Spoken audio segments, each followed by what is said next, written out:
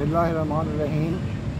ये मुख्तसर वीडियो मादर मिल्लत मोहतरमा फ़ातिमा जना के हवाले से है। हमारे व्यूअर्स से गुजारिश है आप इस चैनल को, जिसका नाम काजी इकराम बशीर ऑफिशियल यूट्यूब चैनल है, बराह करम सब्सक्राइब करें और बेल बटन को पुश करें ताकि हमारी तमाम एजुकेटिव मुख्तसर वीडियोस आप तक पहुँचे हैं। मादर मिल्लत मोहतरमा फ़ातिमा जना की पैदाइश 1893 में हुई थी और वो कायदे आज़म से 17 साल छोटी थी।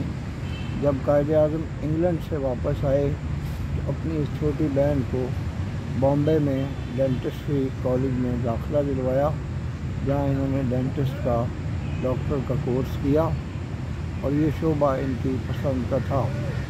लेकिन कायदे आज़म के जो सियासी प्रोग्राम से और सियासी हालात थे और सियासी उनका मकाम व मर्तबा था, तो मादर मिल्लत मोहतरमा फ़ातिमा जना हमेशा उनके साथ मुंसलिक रहीं। आखिर दम तक उन्होंने कायदे आज़म का साथ दिया और इसी सिलसिले में उन्होंने अपनी शादी भी नहीं की। 9 जुलाई 1967 को मादर मिल्लत का इंतकाल कराची में हो गया।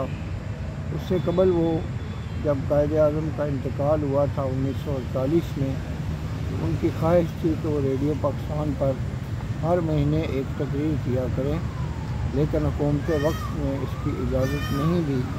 लेकिन मादर मिल्लत का हमेशा अस्करी क़यादत से और पाकिस्तान के सियासतदानों से रब्ता रहा और 1964-5 में उन्होंने अयूब खां के मुकाबले में सदारती इलेक्शन लड़ा।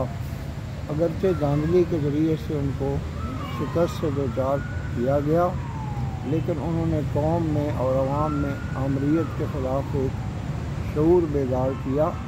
अगर मादर मिल्लत इस इलेक्शन में कामयाब हो जाती तो आज पाकिस्तान की तारीख़ मुख्तलिफ होती। तो मैं समझता हूँ कि मादर मिल्लत का एक बहुत बड़ा सियासी किरदार है।